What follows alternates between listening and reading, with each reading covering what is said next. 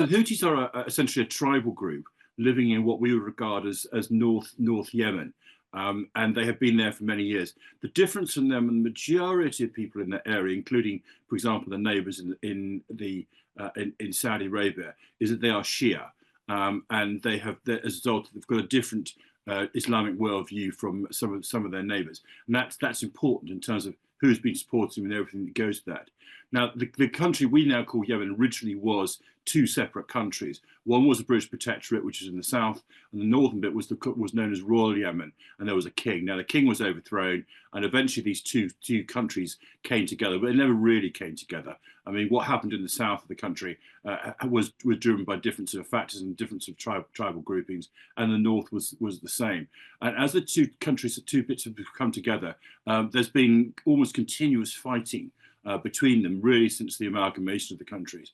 Now, in about 2022, this internal civil war had also brought in a kind of international element, with the Saudis trying to suppress the Houthi rebels, largely because of what Iran had been doing. Particularly, Iran had been supporting them as kind of sort of Shia supporters, though culturally, otherwise there's no linkage between them whatsoever. You know, these are Arab speakers and local dialect speakers. They're not Farsi speakers from there. And so a civil war had turned into a kind of international war. But some kind of peace settlement, and it's been a very shaky peace settlement, was put in place. But the delivery of that has never really happened.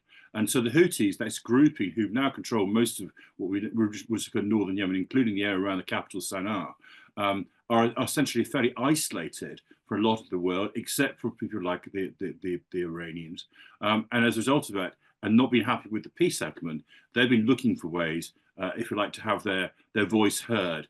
It hasn't worked politically. So part of the reason they have been supporting the Palestinians and indeed carrying out the attacks into the Red Sea is to try and get something like a better peace deal and some recognition for themselves. I mean, Iran is and has been trying to establish itself as a kind of regional power.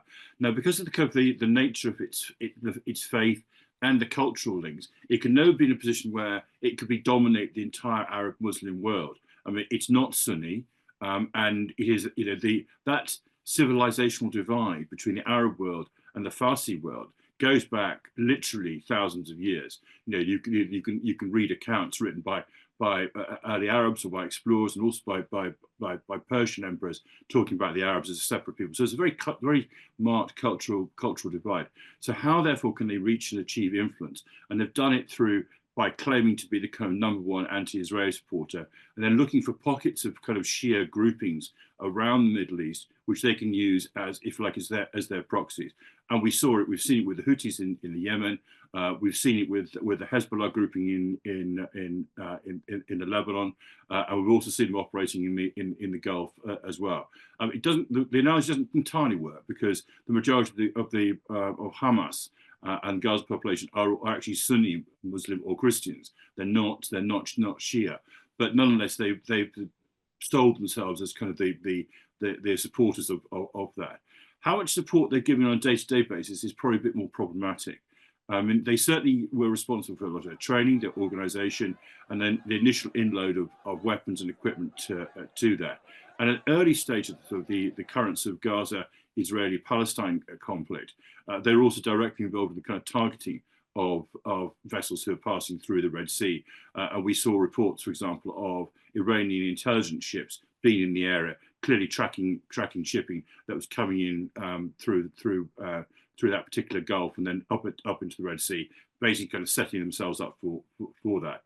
My sense at the moment is it's somewhat more withdrawn, a little bit on a kind of back foot from what they were doing at the moment. But nonetheless, the Houthis, if you like, motivation for getting involved hasn't gone away. I mean, they still feel themselves isolated. They still feel themselves not heard. And there is still this argument about what should happen with Gaza, which gives them a kind of, in their own right anyway, a sort of international legitimacy and a reason to be involved. The issue of Iran hasn't disappeared. I mean, we've seen them badly knocked back. I mean, you know, Hezbollah's military force has been largely destroyed. Hamas' military force has been largely destroyed. And they haven't yet reconciled themselves to, if you like, a more stable Middle East whereby differences are accepted and they can work with them. They still got a sort of somewhere in their mind this idea they're going to be the regional hegemon, and that's what they want to try and achieve. And this has led them into very strange and dangerous places. I mean, they every so often they hit a target, every so often they kill somebody, every so often they capture it. But basically, they're saying we're still here, we're still here, we're still involved. They don't have the resource to kind of close the Red Sea, and that's before the coalition, largely US led, but before other countries actually stop them from doing. But they do have enough weaponry, enough resource, enough intelligence to be a significant irritation, a bleak nuisance, and every so often they'll actually do some significant damage as well. And I think that's the challenge going forward is that we have absolutely no intention. Nobody has any intention whatsoever of kind of directly eliminating the rocket sites, which would involve the invasion of the Yemen. After the experiences of Iraq and Afghanistan, that ain't going to happen. And so it's going to be this kind of tit for tat exchange. They are faster missiles. Their missile sites will be attacked after every so often. That will continue, I think, at least until there is some kind of settlement, whatever that happens to be, in Gaza between the Israelis and the Palestinians. They did say in the past, Houthis have said in the past, they will stop firing when there is a settlement. So maybe we'll see if something emerges. And there are also changing dynamics at the moment. That's what will happen. So they might change then. It won't take away their number one beef there, which is look at us, we're here, and we're not being properly looked after, and we're not getting the recognition that we deserve, and both internally within that country and also externally. So there may be more to come from the Houthis, even if the issue of Gaza and the Palestinians and Arabs is sorted out. What's the goal? There's two things. One is, of course, the Houthis have also been firing missiles at Israel. They fired ballistic missiles at Tel Aviv airport recently, and they've been firing missiles at other sort of Israeli targets that they can do. And secondly, the US is committed, as Britain is, to freedom of navigation, and that includes one of the most important choke points in the world, which is the Suez Canal. Now, we've seen what's happened with the signal messaging. I mean, their argument is, and I think I agree with them, they really should be capable of being dealt with by the Europeans and the Egyptians.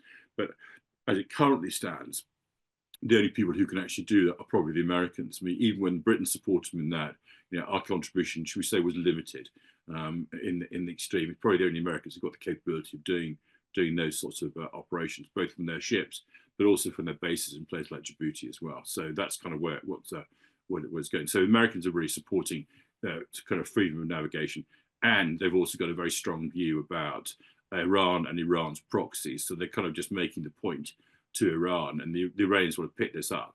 We can go after your proxies as well. So we need to have some kind of sort of settlement with you in due course as well. So I think there's a practical effect, and there's a bit of messaging going on as well. They were fortunate that the information was passed to an individual who didn't pass it straight back, and the Houthis probably don't have the capability of exploiting it, but other people do and would have done if they'd had that. And as for the message itself, it tells us what we all now are hearing publicly as well. The contempt that the Trump administration has, firstly for its own rules, because this was forbidden by the Department of Defense to do what they're doing. So contempt for their own rules, and obviously clear contempt for the Europeans, and under which they include ourselves, despite the occasional friendly noise they throw us. But the reality of how they think came out really starkly in that, and I think we should regard that as a real wake-up call. In terms of the planning for the initial operations, they will have identified a whole series of potential targets to engage. And you can't always attack everything always at the same time. So what my estimation of these are is that these are continuation, if you like, of the same intent, the same general idea to write down Houthi capabilities. And it just takes a little bit of time sometimes to put the kind of targeting packages and the force packages together to strike them. And I suspect that's what that is. But I think the same message is still there. We will not accept Houthi closing of the Red Sea and/or missile attacks into Israel or friendly countries from your territory. I mean, that message I think is fairly clear, and they're just bringing the message home by subsequent flights. And they may well continue doing more, but again, it will be target dependent and whether they feel the message has been received or not, and that might be harder to do. What's happened in the past is that the Houthis tend to go quiet for a bit. So that's they will stop firing. basically to stop being attacked, and they'll stop firing for a bit. They'll go quiet, and then they may or may not resurge in the future. The difficulty for the Houthis is basically they've got no other messaging. They've got no other way of communicating with people. I mean, it's only through violence, and that brings a response to them. I think we should worry about them because I think there's two things. The first is that the fact that Iran, despite everything that's happened to it, despite the destruction of Hezbollah, who are their most effective military force, and the almost elimination of Hamas as a military force completely, still feel through their proxies, or have no control of their proxies, to try and put pressure on arrangement. It seems to me to be massively foolish. I think in terms of its ability to spiral further, I think probably not at the moment, because the only people who could spiral it further would be the Iranians, and the Iranians themselves do not wish at the moment to attract the attention of the Americans. They don't want a situation whereby the Americans attack them directly. At the moment, it would not suit the Iranians to get involved in any kind of conflict with the Americans, and so I think they would not themselves spiral it. I can't think of anybody else who would want to spiral it further out of control into some kind of regional conflict.